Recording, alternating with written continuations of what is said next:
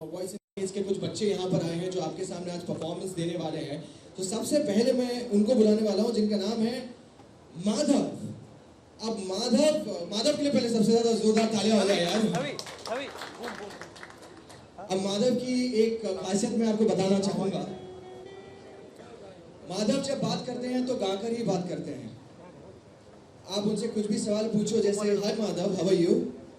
मैं बहुत अच्छा हूँ भैया। और कैसा लग रहा है? फर्स्ट टाइम तुम प्रेस कॉन्फ्रेंस में आए हो? मुझे बहुत अच्छा लग रहा है।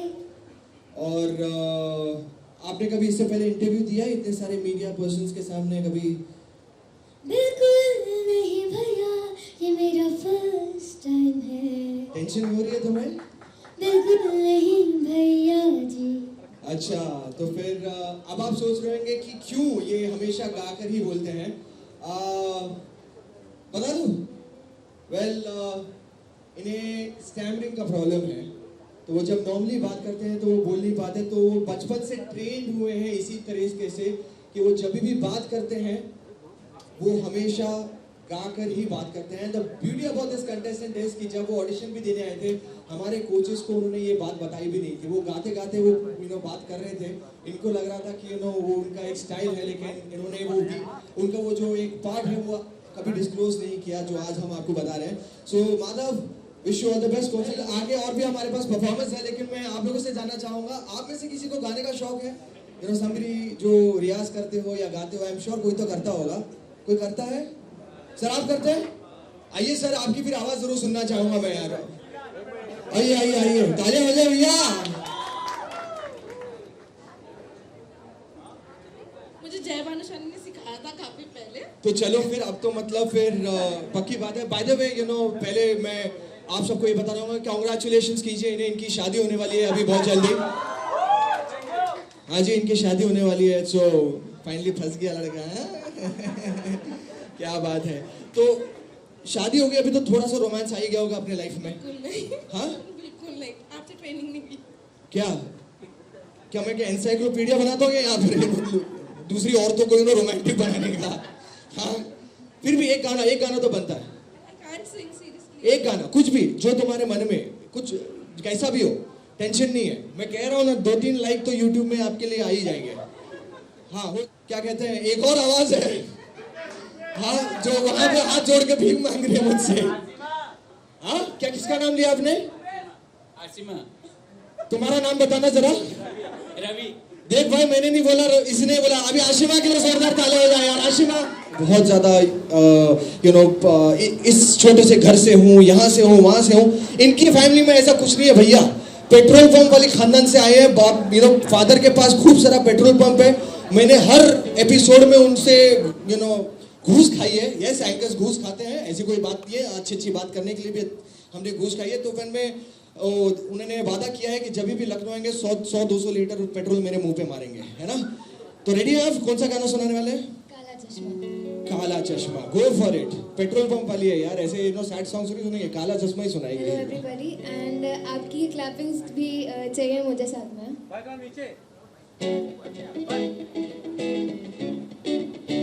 क्लैपिंग्स बोला था? क्लैपिंग्स होती है ऐसे या वेल डन।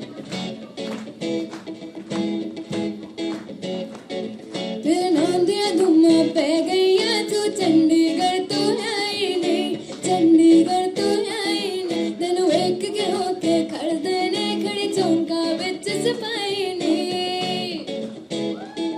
तोड़ी ते काला दिल कुड़िए, तोड़ी ते काला दिल कुड़िए, जो दागे चल दे टुकड़े में। तेनू काला चश्मा, ओ तेनू काला काला चश्मा, ओ तेनू काला चश्मा जचदा है गोरे मुखड़े पे। तेनू काला चश्मा जचदा है गोरे मुखड़े पे। Come on.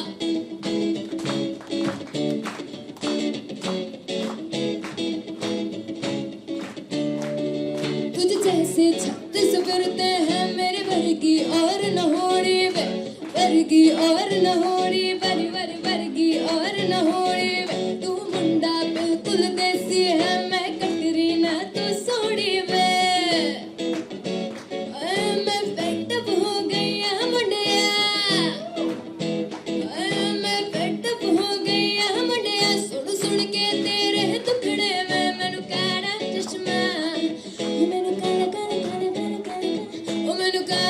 चश्मा जचदा है गोरे मुखड़े पे मैनू काला चश्मा जचदा है गोरे मुखड़े पे। Thank you so much. क्या बात है, क्या बात है। रवि, माता का जागरण चल रहा था यहाँ पर, तो ताली बजाना उसके लिए। इतना अच्छा गाया, वीडियो निकालने के टाइम पे बराबर निकाल रहा है यार, और ताली बजाने के टाइम तालियां हो जाए यार उसके लिए स्पेशली।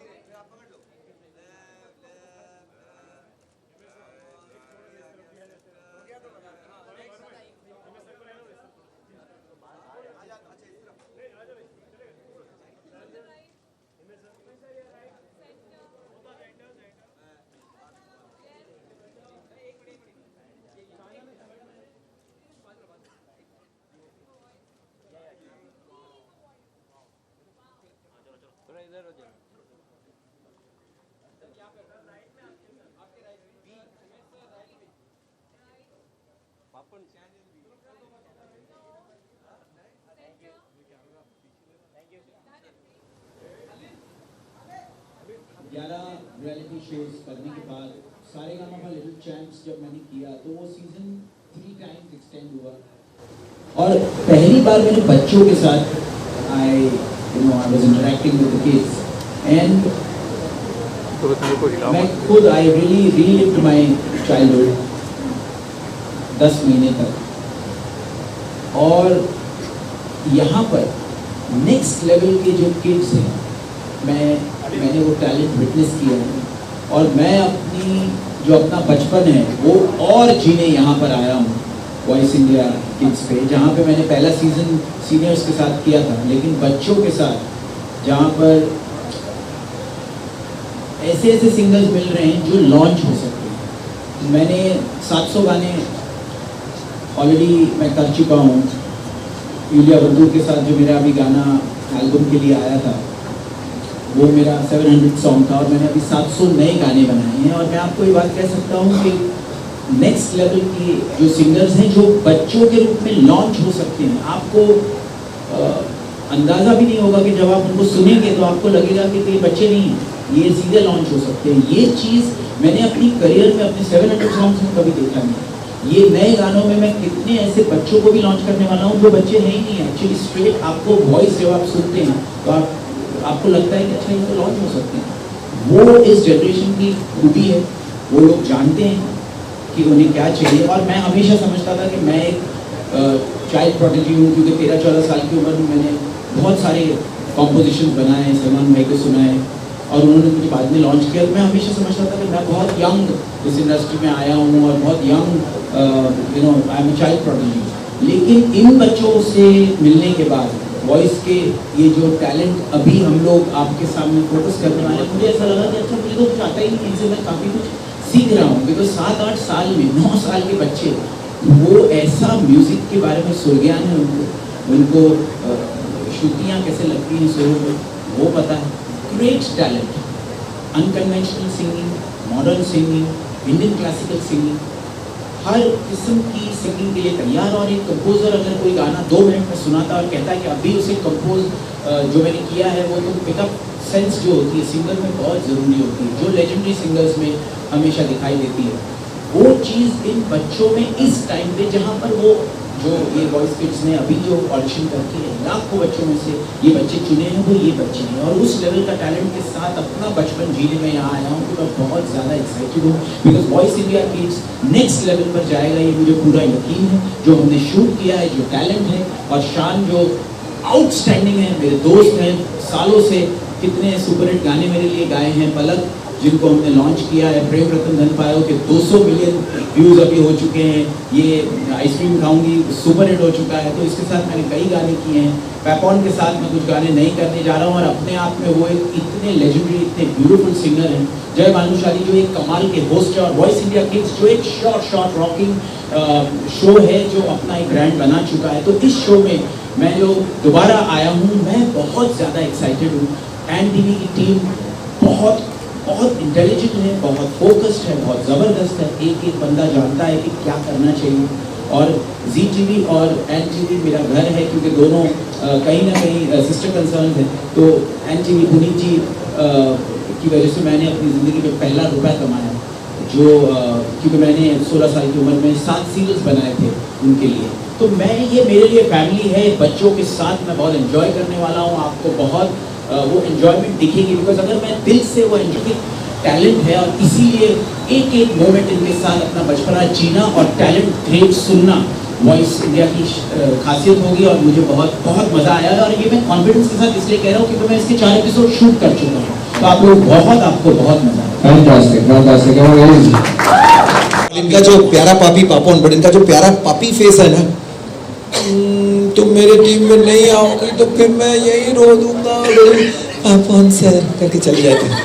तो ये जो टेक्निक्स है ये सीख रहा हूँ, मैं भी नेक्स्ट सीजन यूज करूंगा। क्या बात है, क्या बात है। क्योंकि इस शो की सबसे बड़ी खास बात ये है कि हम लोग जजेस नहीं, हम लोग कोचेस हैं। और जब कोचेस होते हैं तो अपनी टीम में कैसे बेस्ट बच्चा आए कि इनकी टीम से हम कुछ कर सके। ये जो इस शो का फॉर्मेट है, और ब्लाइंड ऑडिशंस में जिस तरह से आवाज़ हम टर्न करते हैं बजर दबा के, बिकॉज हमने किसी की आवाज़ को हम जजमेंटल नहीं हो सकते कि ये ऐसा दिखता है, वैसा लगता है, ये होगा, कुछ नहीं मालूम है। आवाज़ सुनी और बजर दबा, तो उसमें वो बच्चा, बेस्ट बच्चा हमारी टीम में आया। उसके लिए जो जद्दोजहद हमने की है, वो 4 एपिसोड्स में जो हुआ है, और उसमें पैपॉन और पलक मेरे और शान से बहुत आगे, ये मैं कह सकता हूँ। राजकुमारी पलक इसका नाम रखा है, और प्यारा पापी पापोन, वो दोनों ऐसे बच्चे ले चुके हैं। उनकी टीम हमसे स्ट्रांग हो चुकी है, इसलिए हमें इतनी टफ कोचिंग करनी पड़ेगी ताकि हमारी टीम भी उतनी स्ट्रांग हो जाए। लेकिन एचआर के बारे में एक बात जरूर बताऊंगा, फर्स्ट सीजन में इनकी खामोशियां काम करी थी, इस बार कोई खामोशियां नहीं है, बहुत चार्ज और कोई चार्ज नहीं लग रहा। जब पलक और पापोन जो हमसे अभी आए हैं, और वो ऐसे उन्होंने, हमको लगा कि ये क्या, इनको आता ही नहीं है, किस तरह से खेलेंगे, किस तरह से। वो 4 एपिसोड में टाक सारे बच्चे उनकी तरफ जा रहे हैं। तो हमको लगा कि क्या हो रहा है यार, ये तो बहुत खामोशियों से बहुत ही अच्छा रहा है, क्योंकि my first reality show and ये अलग ही शो। Luckily I think I got into the company of amazing people and the team and the concept इतना खतरनाक, इतना अच्छा है कि वही उस दिन पलक बोल रही थी, है तो छोटी सबसे, और उस सेट पे हम तीनों के साथ बहुत बड़ी लग रही थी। हमने जैसे जैसे काम किए हैं, हम तीनों ने बच्चे बन गए थे। सो ये कॉन्सेप्ट बहुत अच्छा है, तो बहुत मज़ा आ रहा है। एंड यहाँ पे जैसे एचआर ने कहा कि कोचेस हैं हम, सो और ये हम उनको टीम में नहीं लाते, वो हमें चुनते हैं। So it's like opposite. यहाँ पे मतलब हमारा कुछ है नहीं अभी तक, ब्लाइंड में जो भी हुआ है हम बस विनती करते रहे हैं, और बहुत ज़्यादा मैडनेस हुआ है। टैलेंट सच में पैपॉन कितने भोले लग रहे हैं आपको, इतने प्यार से बातें। हमारे सच्ची में बता रहा है, ऐसा लगता है धार्मिक चैनल का रखा हमने, प्यारा पापी पापोन। और शान, तुम्हें नहीं लगता कि मुझे जेन्युइनली आज जब प्रेस वाले सामने हैं, और हमने शो पे कहा है, तो प्रेस वाले सामने इतना बड़ा मौका मुझे मिला है, मुझे तो कह ही देना चाहिए, जो शायद ये NTV वाले काट देंगे एडिटिंग में, लेकिन एक सच है जो 15 साल पहले, मैं आप लोग मीडिया में कोट कर सकते हैं, चाइना का सबसे बड़ा डॉन कौन था? पैपॉन का 15 साल पहले की हिस्ट्री किसको पता है? चलिए, कोई तो हिस्ट्री होगी, मैं स्कूल में था। पैपॉन की 15 साल पहले की हिस्ट्री आप कहीं से नहीं जान सकेंगे, बिकॉज 15 साल पहले चाइना का सबसे बड़ा डॉन ये था जो यहाँ पर भाग के आया था मेंटल असाइलम से, और उसके बाद उसने सिंगिंग की। और सिंगिंग में मेंटल असाइलम का मतलब ऐसा कुछ नहीं है, कोई बच्चा बहुत ज़्यादा तेज भी हो सकता है, उसकी 6 सेंस काम करने लगी, वो कमाल का सिंगर बन गया। और 16 साल पहले का कोई रिकॉर्ड अगर पैपॉन का मिल जाए तो मैं ये मान लूँगा कि ये चाइना का डॉन नहीं था, क्योंकि मुझ पर, मेरे पास ये इन्फॉर्मेशन है। और मैं आज आप लोगों के सामने जब ये बात कह रहा हूँ, तब आप लोगों को लग रहा होगा या तो मैं रियलिटी शो प्रमोट करने के लिए कह रहा हूँ, या तो फिर आप लोगों को लग रहा होगा कि मैं कोई मजाक कर रहा हूँ। ना मैं मजाक कर रहा हूँ, ना मैं रियलिटी शो प्रमोट कर रहा हूँ। सच यही है जो प्रूव हो जाएगा कि 15 साल पहले चाइना का डॉन ये था। लेकिन सबसे बड़ी बात अभी तक आपके सामने नहीं खुली कि उसका हेंचमैन कौन था। एक आदमी था उसका हेंचमैन, और वो हेंचमैन वो था जो 24 साल पहले उसकी हिस्ट्री, 25 साल पहले की हिस्ट्री आपके पास नहीं होगी, जो भी होगी वो झूठी हिस्ट्री होगी, क्योंकि उसका एक हेंचमैन था 24 साल पहले, जो आज का सबसे बड़ा रॉक स्टार सुपरस्टार है, जिसका नाम है शान। और वो रॉक स्टार सुपरस्टार इस चाइना के डॉन का हेंचमैन था। बस। ये बात आपको पता चलेगी मीडिया वालों, अभी हंस लो, अभी मजाक कर लो, आपको लगेगा शायद मैं मेंटल असाइलम से आया हूँ, लेकिन सच ये नहीं है।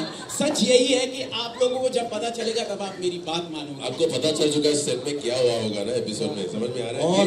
और उस दिन एचआर से- कौन है? बातों से हमारे लॉयर। नहीं लेकिन एक चीज तो सुन, दोनों लॉयर बात बनना नहीं पाएंगे, मैंने सच बोल दिया। क्या बात नहीं, है एक- बातों से, लेकिन मुझे ऐसा लग रहा है हिमेश रेशमिया जी म्यूजिक डायरेक्टर कम रॉ एजेंट के ज्यादा लग रहे हैं मेरे को। सारे किस्से इनको पता चल रहे हैं। भाई मैंने कुछ नहीं लफड़े किया इसे, खुद मेरे किस्से पे जाना भी नहीं। वैसे मैं सच में अपना पास भूल चुका हूँ कि जिस दिन से इनको क्योंकि सच ये था कि वो चाइना का डॉन जो इनका मेंटर था, उसने सुरखाब के 3, क्योंकि हाँ सॉरी मुझे भूल गया मैं। इनका जो मेंटर था चाइना का डॉन, उसने सुरखाब के तीर के 2 अंडे दिए थे, और वो 2 अंडे क्या थे वो आपको पता चलेगा। बेतुकी बातें आपको प्रेस कॉन्फ्रेंस में कभी नहीं मिलेगी। ओपन प्रेस कॉन्फ्रेंस में किस आदमी ने हिम्मत की है इस तरह से बेतुकी बातें करने की? प्रेस कॉन्फ्रेंस में बहुत सीरियस बातें होती हैं, लेकिन सुरखाब के तीर के वो 2 अंडे 1 साल बाद सच्चे थे, झूठे नहीं थे, मेंटल असाइलम के नहीं थे। ये आपको पता चलेगा जब पैपॉन की हिस्ट्री 16 साल पहले की आप लोग निकाल के मुझे बताएं। क्या बात है। टैलेंट इंटरनेशनली जो सबसे बड़ा शो रहा, आज इंडिया में भी उस लेवल का शो बन चुका है कि एक एनटीवी की अपनी पहचान अगर बन गई है, तो इतने सीजन्स उन्होंने किए हैं। तो voice India is such a brand कि ग्रेट वॉइस तो ही बजर दबेगा, और वो चीज़ हम लोगों को सबको ये लगा कि ये टैलेंट कमाल है। उस टैलेंट के साथ साथ इतनी रियलिटी जो हमारे सामने इस रियलिटी शो में आई, ये इस बात की गवाही है। देखो मैं पागल हो चुका हूँ, क्योंकि डर तो लगता ही है। कभी 16 साल पहले वाला जानवर जाग उठा तो क्या होगा? क्या बात है। 16 साल के बारे में हम इतनी बातें कर रहे हैं, तो चलिए अब वो 16 साल के हमारे कोच से भी बात कर लेते हैं। पलक मुचाल।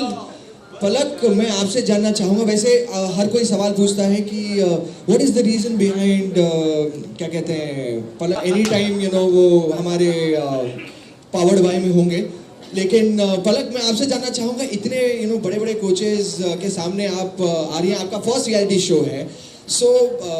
कभी कभी ऐसा नहीं होता, मतलब जब कंटेस्टेंट्स दूसरे किसी टीम में जाते हैं तो फन में अचानक से इरिटेशन हुआ हो, या फिर अचानक से ऐसा लगा हो कि ये क्या चल रहा है, या फिर किस तरह से? वैसे बता दो, ये हमारी शो की बाबी डॉल है। जितनी भी प्यारी प्यारी छोटी छोटी बच्चियां आई थी, वो सीधा मतलब एक ही चीज़ कह रही थी कि मुझे तो पलक की टीम में ही जाना है, बिकॉज उनका जो ड्रेसिंग सेंस है, उनका फैशन है, मुझे बहुत पसंद आता है। सचमुच इन बच्चों के लिए, बच्चों ने इनका नाम क्या रखा है पता है? राजकुमारी पलक, क्योंकि वो बहुत स्वीट हैं और सब इनकी टीम में जाना चाहते हैं। Yes Palak, you can continue. मेरे लिए बहुत ज़्यादा एक्साइटिंग जर्नी रहेगी ये। अभी से मैं बहुत ज़्यादा एक्साइटेड हूँ।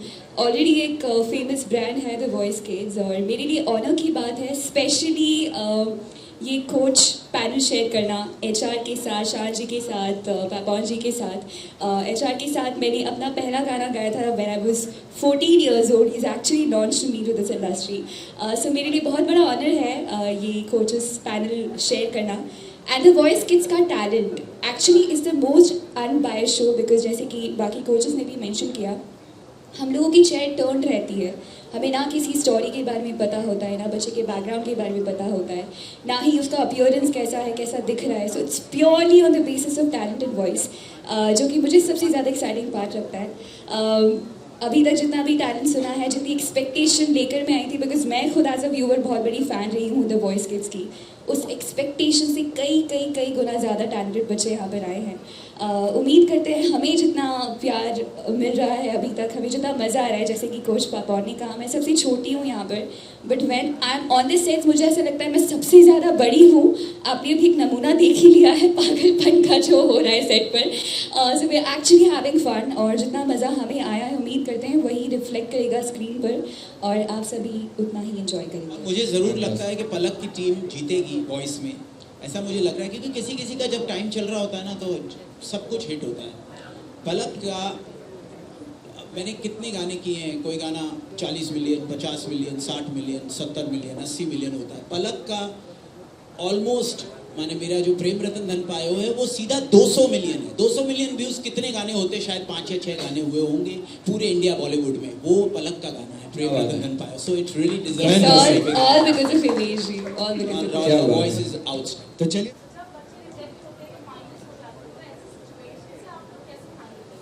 Actually the voice kids international format है और यहाँ पर एक गोल्डन रूल है कि जब भी स्माइल ना करें. सो जो बच्चे सिलेक्ट होते हैं उससे ज़्यादा टाइम हम स्पेंड करते हैं जो एलिमिनेट होते हैं उन पर, उन्हें हंसाने के लिए, उन्हें बेटर फील करवाने के लिए, बिकॉज ये याद कि उन्होंने द वॉइस में पार्टिसिपेट किया उनकी ज़िंदगी में एक खुशी वाली याद होनी चाहिए हमेशा. So we make sure that the child is happy when he's actually back home. I remember one small point that in the battles, the very sweet thing they have done, which I was really happy with, कि 3 बच्चे करते हैं ताकि 2 एक साथ बाहर निकले, अकेला ना लगे कि I'm going alone. So there's a very nice vibe happening. It's not that you are going out of a show. It's just the day that आज का आपका नहीं हुआ तो कोई बात नहीं. It's really really sweet.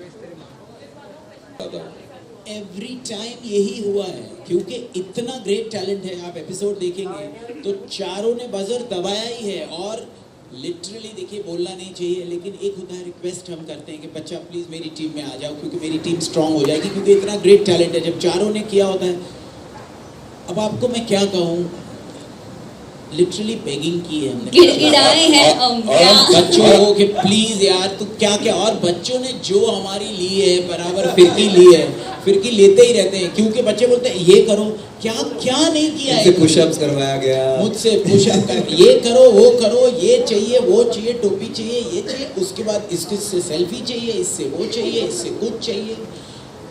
Literally हमने पूरी जिंदगी में इतना स्ट्रगल नहीं किया है जितना इन बच्चों को इन एपिसोड पे वॉइस टीवी पे आप हमें स्ट्रगलर्स की तरह देखोगे. हम लोग कोचेस नहीं है, स्ट्रगलर्स बन चुके हैं कि बच्चों को हमारी टीम में ले ले क्योंकि फाइनली हमारे देश के बच्चे जिन्हें म्यूजिक का नाम रोशन करना है तो आगे लेके जाने के लिए स्ट्रगलिंग करनी भी पड़े तो कोई प्रॉब्लम नहीं है. लेकिन लिटरली चारों को आप स्ट्रगल करते हुए देखोगे, उन बच्चों से रिक्वेस्ट करते हुए कि भाई प्लीज हमारी टीम. और जब किसी के टीम में चला था सच में हम लोग मुंह फुला लेते एक दूसरे से 2 सेकंड के लिए, या वो 2-3 सेकंड के लिए वाकई दिल टूट जाता है.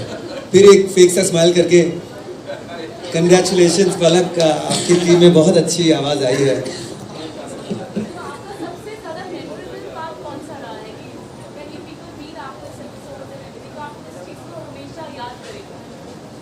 इस वॉइस ब्लाइंड्स की जो शूटिंग में कुछ ऐसी मेमोरेबल चीज़ें हुई है जिनको, एक तो आपको पता, एक साइड ट्रैक चल रहा है सुरखाब के तीर के 2 अंडे, वो एक साइड स्टोरी चल रही है कि जब भी हम बोर्ड हो जाते हैं, थक जाते हैं या मतलब यू नो माइंड अभी शान कवर अप कर रहे हैं जैसे कि साइड ट्रैक है, यानी कि एपिसोड का कोई रिटन स्क्रीन प्ले है जो एनटीवी ने दिया. नहीं ऐसा नहीं है, ये अचानक से हो गया.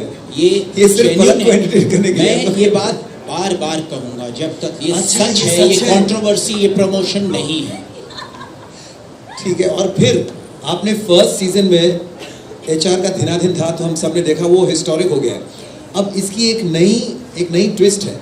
अब हम धीनाधीन था सिर्फ वो अनिल कपूर स्टाइल में नहीं करते. अब धीनाधीन था आप देखेंगे अलग अलग लेजेंड्स के स्टाइल में, अलग अलग लोगों की तरह धीनाधीन था जो हम सब ने किया है. Oh my God. और वो बच्चे जो करवाते हैं हमसे, और रियली ये बच्चों के चेहरे पे वो मुस्कान जब आती है ना तो ऐसा लगता है कि इतनी स्ट्रगलिंग जो हमने की है वर्थ इट है. बिकॉज उस बच्चे की चेहरे पे जो मुस्कान है वो इतनी इनोसेंट है और इतनी मेहनत करके कहाँ ऑडिशन करके अपने टैलेंट की वजह से वो यहाँ तक पहुँचा है. हज़ारों लाखों बच्चे ऑडिशन करते रहते हैं तब ये राउंड्स में पहुँचते हैं और फिर वो इतने दिल से गाते हैं, इतनी उम्मीदें होती हैं इनके पेरेंट्स की होती है. लेकिन अब सबसे बड़ा जो मुझे पर्सनली खुशी इस बात की होती है कि सिर्फ 100 पिक्चरें और 500-600 गाने जो बॉलीवुड में आते हैं उसके लिए ये बच्चे या ये टैलेंट मोहताज नहीं है. आज वर्ल्ड वाइड वो लाइव शोज़ कर सकते हैं, वो अपने सिंगल्स लॉन्च कर सकते हैं, एक पब्लिक से कनेक्ट कर रहे हैं. और कितने ऐसे सुपरस्टार्स बच्चे हैं डिजिटल वर्ल्ड से हैं, एनटीवी से हैं, जो अपने आप में बॉलीवुड में एक भी गाना नहीं गाया लेकिन वो सुपरस्टार्स हैं. तो ये प्लेटफॉर्म जो इन्हें मिलता है अब ये सिंगर्स की टैलेंट के लिए वर्थ इट है और इसीलिए अब उस लेवल का और टैलेंट आता जा रहा है जो इस बार हमें वॉइस में मिला. ऑलराइट, एक और जेंटलमैन है जो सवाल पूछना चाहते हैं. सर हाँ जी, हाँ जी आ जाइए, बच्चे सारे यहाँ पर आ जाइए. बच्चे स्टेज पे आई, अरे बाप रे, ये तो हमारी क्या नाम, देवी डॉल. हाँ जी,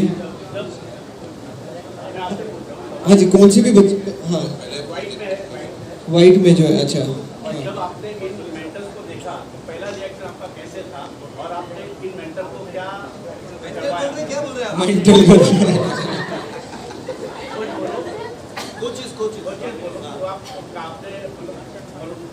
क्या रिएक्शन था जब आप पहले मिले और आपने उनको जब जैसे उन्होंने कहा कि हमसे बहुत कुछ करवा के लिया तो आपने इससे क्या करवाया आप बता सकते हो? ये तो आप लोगों को 11 तारीख को ही पता चलेगा। अभी ये जो डिप्लोमेसी वाला सवाल प्रेस, इतनी धुरंधर प्रेस के सामने इस लेवल का कॉन्क्रीट पॉलिटिकली राइट जवाब कौन सा बच्चा दे सकता है? ये बच्चे ये तो इंडस्ट्री में आ गई है ये। 1 घंटे का आपका सवाल था, 1 सेकंड में खत्म कर दिया इसने। अगर सवाल पूछ रहे हैं तो ये बस अभी आधा घंटा पहले ये प्रोडक्ट दुनिया में आई है, उससे बात करो। हाँ, तुम्हें कैसा लगा? ये बहुत ज्यादा बोलती है, उसे बातें करने का बड़ा शौक है, तो कैसा लग रहा है बेटा तुम्हें? मैं आपको बता देता हूँ कि इन्होंने हिमेश जी, आपने इनके लिए एक नाम भी रखा था। देखिए, आपने सारेगामापा लिटिल चैंप्स में एक छोटे भगवान जो बहुत ही पॉपुलर हैं और बहुत ही टैलेंटेड हैं, इतने गुणी हैं, उनको हमने डिस्कवर किया।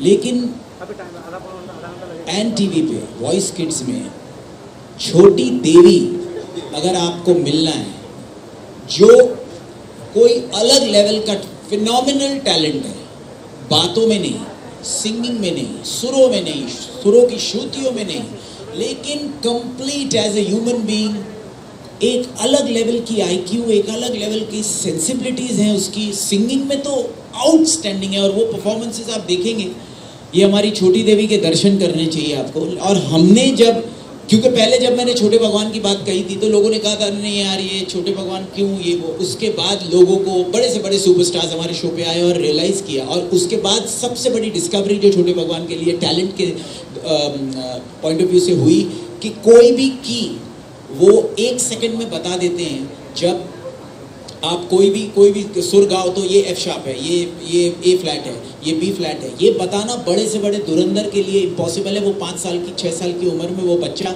2 सेकंड में बताता है। ये बात जब रियलाइज हुई तो तब पता चला कि ये छोटे भगवान नाम कितना जस्टिफाइड था। उसी तरह ये छोटी देवी की टैलेंट अलग लेवल पर है। वो सोचोगे, देखोगे, तब आपको रियलाइज होगा कि बच्चे किस रूप में, बच्चे अगर भगवान का रूप हैं, लोग ये कहते हैं अल्लाह का रूप है, तो वो हैं, और वो आपको इनके रूप में दिखाई देगा। और हम लोगों को ये छोटी देवी को हमारी टीम में लाना था, बहुत मेहनत की, लेकिन इवेंचुअली वो गई किसकी टीम में, बता दूं या नहीं बता दूं? तो मैं बता दूं या नहीं बता दूं? अरे एपिसोड के लिए तो वो जिसकी टीम में गई, ओ माय गॉड, वो टीम वैसे ही 99% विनर हो चुकी है। वो छोटी देवी जिसकी टीम में गई है, और वो साक्षात आपके सामने। क्या बात है। एक लास्ट क्वेश्चन आप काफी देर से पूछ रहे हैं।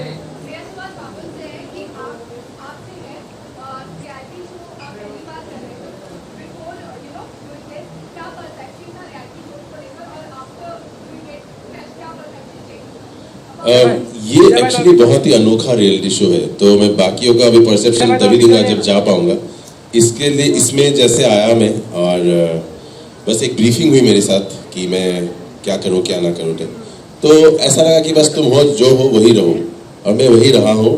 और मेरे एक्चुअली 3 folds मोर मैड हो गया हूं because of all of the spontaneous script happening on the set, and it's become, you can see we become like a family. We haven't got enough time to meet, but we've become like a family. It's beautiful.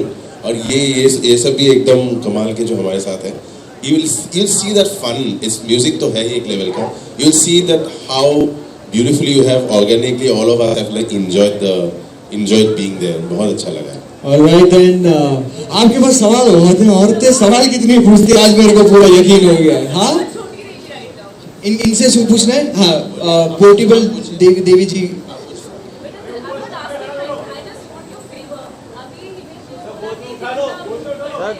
क्या बोल रहे हो? गोद में लूं? क्यों? मेरी गोद भरा हो रही है यहाँ पर, जो तुम लोग मेरे को गोद में लेना चाह रहे हो इसको?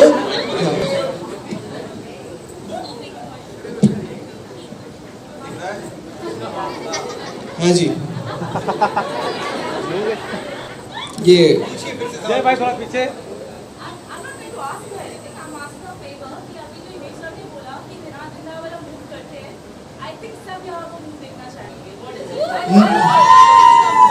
देखिए, सबसे पहले मैं ये कहूंगा कि दिना दिन किस एक्टर के रूप में देखना चाहते हैं वो बहुत जरूरी है। हाँ, इसने ये जवाब भी दे रही है।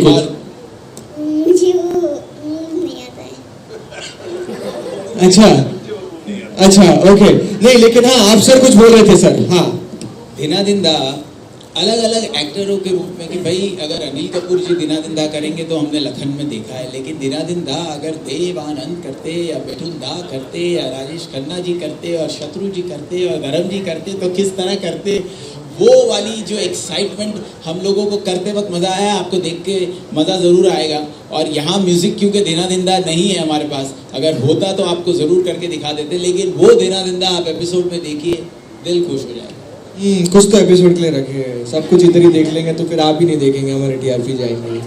ठीक है ना, थैंक यू सो मच। और कुछ सवाल? इस साल का कोई बच्चा बोल सकता है जिसके साथ आप गाना चाहेंगे? गाने तो बनते रहेंगे, गाने चलते रहेंगे और होपफुली हम सब कुछ ना कुछ मतलब टेलीविजन फिल्म से अलग परे अपना कुछ करेंगे। जैसे मैंने अभी एक सिंगल भी रिलीज किया है सुरीली, जो काफ़ी लोग पसंद कर रहे हैं, लेकिन वो अलग बात है। टेलीविजन में ऑफकोर्स बच्चे गाने गाएंगे, उनके साथ साथ हम भी काफ़ी अपने गाने भी करेंगे, बातें भी करेंगे। So you can expect the unexpected from voice kids, कुछ भी हो सकता है। मेरे लिए बहुत ऑनर की बात है और यहाँ पर उनके साथ ये सीट शेयर करना मेरे हिसाब से एक एक्सपीरियंस होगा, मेरे लिए लर्निंग एक्सपीरियंस होगा।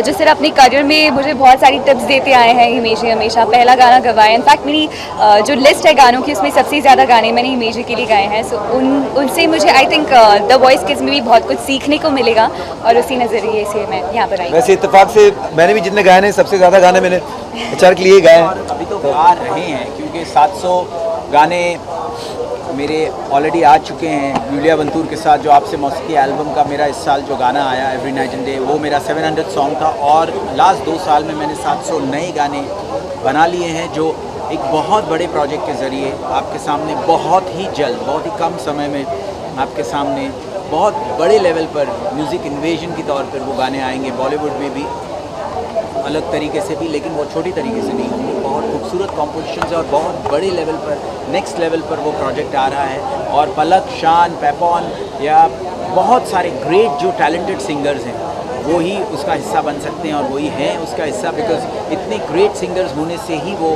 गाने नेक्स्ट लेवल पे खिलते हैं। तो वो अब नेक्स्ट म्यूज़िक देने के लिए मैं पूरी तरह तैयार हूँ और वॉइस किड्स में जो वेटरन हमारे शान के साथ और रॉक स्टार पेपॉन के साथ और सुपरस्टार पलक के साथ जो मज़ा आ रहा है काम करके, जो इन बच्चों के साथ इंटरेक्ट करके जो एक अपना बचपन हम जी रहे हैं, वो बहुत ज़्यादा इम्पॉर्टेंट है। और वो बचपन, वो मज़ा, वो एंटरटेनमेंट के साथ एक नेक्स्ट लेवल का टैलेंट जो अभी सारेगामापा लिटिल चैम्प्स में मैंने एक 3 टाइम्स एक्सटेंडेड सीज़न किया है, इतना लंबा चला है वो शो। और एक ग्रेट टैलेंट के साथ ये पता चला है कि भाई मैं अपने आप को जो एक चाइल्ड प्रोडिजी समझता था कि 14-15 साल की उम्र में मैंने इतने गाने बनाए जो सलमान भाई ने मुझे ब्रेक दिए और मैंने बहुत जल्दी उम्र में शुरुआत किया, लेकिन ऐसा नहीं है। आज के बच्चे 10 गुना उससे ऊपर हैं और वो वॉइस किड्स के जो टैलेंट है वो कोई अलग लेवल पर है और उनको कोच करके नेक्स्ट लेवल पे लेके जाने में जो खुशी हो रही है और जो हम लोग मज़ा कर रहे हैं, बिकॉज हमारी टीम में उन्हें लाने के लिए जो स्ट्रगल करवा रहे हैं बच्चे हम चारों कोचेस से, वो देखने लायक होगा। और ये शो एंटरटेनमेंट के साथ ग्रेट टैलेंट और बहुत अच्छे संस्कार जो माँ बाप के लिए होने चाहिए, जो पूरे फैमिली को साथ में बैठ के वो देख सकें, और बहुत सारी चीज़ें हमने इन बच्चों से सीखी है और आप भी सीखेंगे।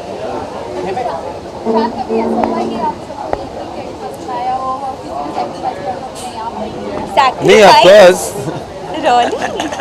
यहाँ सैक्रिफाइस का कोई उम्मीद, और सैक्रिफाइस कभी कभार स्ट्रेटजी के हिसाब से एचआर ने ट्राई किया है कि ठीक है तुम तो मैं देख रहा हूँ तुम वहीं जाना चाहती हो तो ठीक है तुम चले जाओ, मैं तुम्हें नहीं रोकूंगा, और टीम के बैलेंस के हिसाब से। और हाँ ऐसा एक दुखी चेहरा बना के कहते हैं कि लगता है कि नहीं मैं वहाँ गई हूँ तो देखिए ऑलरेडी इतनी दुखी हो गए तो फिर मैं एचआर की टीम में ही जाऊँगी। ऐसा हुआ है, रिवर्स साइकोलॉजी यूज हुआ है, लेकिन सैक्रिफाइस यहाँ कभी नहीं हुआ है। इमोशनल ब्लैकमेल हुआ है। देखिए मेरी खामोशियाँ हमेशा बोलती थी, वो पहले सीजन में काफ़ी वर्क की, लेकिन इस बार पलक के सामने, शान के सामने और पेपॉन के सामने खामोशियों को बार बार बोलकर वो स्ट्रेटजी को अपनाना रॉन्ग था। फुल ऑन बच्चों को अपने साथ में, अपने टीम में लाने के लिए बहुत कुछ करना पड़ा, बहुत मेहनत करनी पड़ी, बहुत स्ट्रगल करनी पड़ी और तभी मिला दिना दिन दा। लेकिन इस बार दिना दिन दा बहुत अलग तरीके से मिल रहा है। हर बार कभी शान मिथुन दा बन जाते हैं, कभी राजेश खन्ना जी बन जाते हैं, कभी हम गोविंदा जी बन जाते हैं, धर्मेंद्र जी बन जाते हैं, और पेपॉन से भी हमने दिना दिन दा पे अलग अलग किस तरह नचाया है और पलक को भी नचाया है। वो अलग अलग दिना दिन दा भी बहुत बड़ा हाईलाइट है। चाइना का डॉन का टैग मिला है आपको, क्या कहना चाहिए, फ्यूचर का एक्सपीरियंस रहा है? मुझे चाइना का डॉन इन्होंने बनाया, बट शायद मैं भूल चुका हूँ अब। और ये भी काफ़ी सीरियस लगता है इस बात को लेके, शायद हो ये स्क्रिप्ट में नहीं था, ये ऐसे निकला है। कहने का मतलब ये कि म्यूज़िक के आगे भी इतना ज़्यादा हमने एंजॉय किया शो को कि ये सब बातें इसलिए निकली है। कोई स्क्रिप्ट नहीं था ये पूरे शो में, हम लोगों ने जो किया, जो मन किया हमने किया, कोई स्क्रिप्ट नहीं था, कुछ बताया नहीं गया था हमें। उन्होंने शुरुआत में एक बार थोड़ा सा हमें बताया गया कि ऐसा होगा, फिर आई थिंक 2 घंटे में उनको समझ में आया कि इनको कुछ बताने का तो अब सीन ही नहीं है, निकल चुके हैं आगे। So music was very important, music was very good, high quality मेरे लिए, मैं क्योंकि मेरा पहला शो है तो इतना हाई स्टैंडर्ड कि मुझे समझ नहीं आने लगा बाद में कि ये अच्छा है कि मैं कहीं भी बजर दबा रहा था, मतलब कुछ भी हो रहा था। It's very high standard and इतना मज़ा आया है, वो आपको दिखेगा ही पक्का। हाँ, सबके फेवरेट कंटेस्टेंट किसी और की टीम में है, ऐसा मुझे ऐसा लग रहा है। मेरी फेवरेट नहीं है क्योंकि हर बच्चे के लिए हमने स्ट्रगल की है, तो वो जो बात है यहाँ लाखों बच्चों में से ये बच्चे ऑडिशन होके आए हैं, तो एक एक बच्चा इतना अच्छा है कि आप कैसे बोल सकते हो कि भाई इस वक्त कौन सा एक बच्चा वो है। आपकी टीम के लिए आप स्ट्रगल कर रहे हो अपनी टीम बनाने के लिए, लेकिन अब नेक्स्ट लेवल पे जब कोच करके वो फिर से मैदान में अगले राउंड्स में आएंगे तब और पता चलेगा कि वो किस लेवल पे है। हमने सब एक गाना सुना ना, अभी जब उनके साथ कोच करेंगे, उनके साथ बैठेंगे तो पता चलेगा कि कौन। Thank you.